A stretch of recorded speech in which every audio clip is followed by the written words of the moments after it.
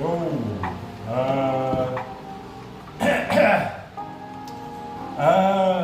I don't necessarily focus on that. Where I'm at, medical cannabis with THC, regular plants that don't have a high focus on CBDs, which is something that's been more or less a recent thing. I go for the psychoactive stuff because I'm pretty crazy, and cannabis levels me out. I've been told that I am an asshole when I don't smoke, and I'm too critical. So this is a nursery as well, geared towards more than one individual, and sometimes they have different demands, but nobody that I know or grow for has demanded something like that. There are readily available wares that they do purvey from legitimate sources, so that's more of a thing. Yeah, I apologize. I hope that was reasonable enough response. Yeah.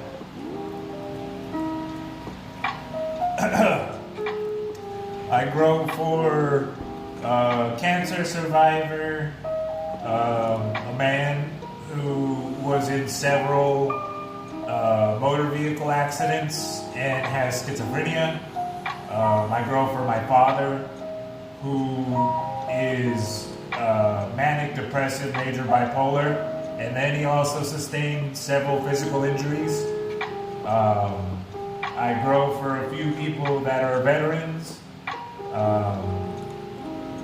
I myself have sustained permanent nerve damage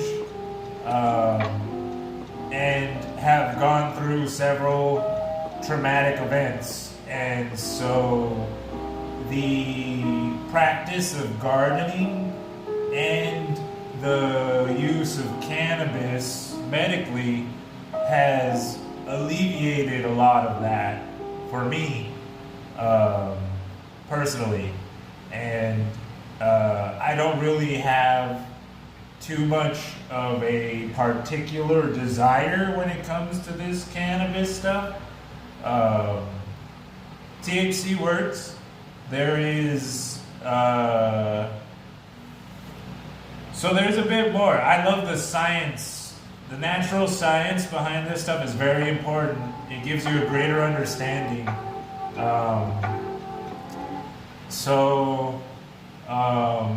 We do have a lot of cannabis that has a higher ratio of limonene, but it's been determined through extensive study that each of these plants have a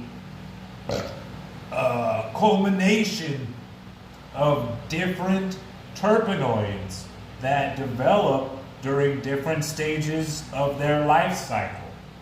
And there was a pretty cool study done on terpenes and trichomes revolving around the Northern Lights strain that I always refer to. Through a process called chromatography, they dissolved flowering tissue of the Northern Lights plant and identified the contents that was found within that liquid solution. And they found over 50 traces of different terpenes, but 3 were the highest quantity: limonene, myrcene, and caryophyllene, which were developing at different times of the life cycle to deter pests, attract pollinators, and then inheriting the traits of their parent plants.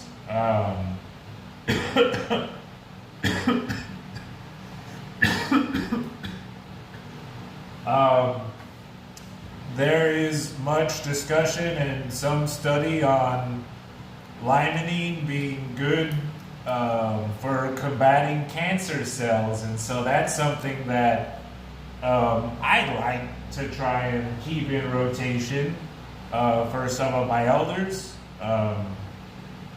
The old man I grow for, he had prostate cancer, went through radiation therapy, killed that cancer, developed a second form of cancer from the radiation therapy, and then had that cancer removed outright.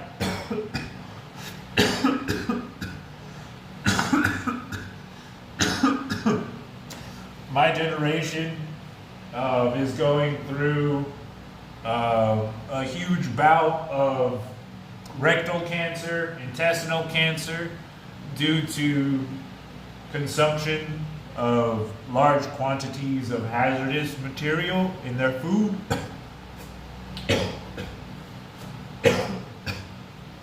And so that would be something that would gear me for wanting more limonene in my diet.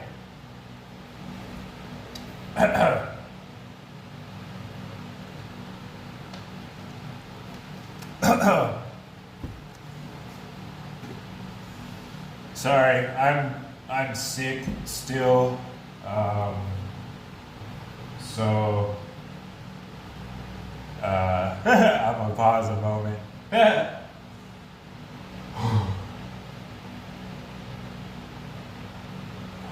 We're defoliating mother plants in the nursery.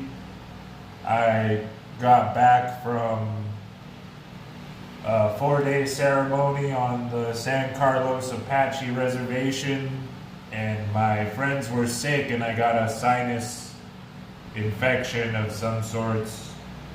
So, slowly recovering.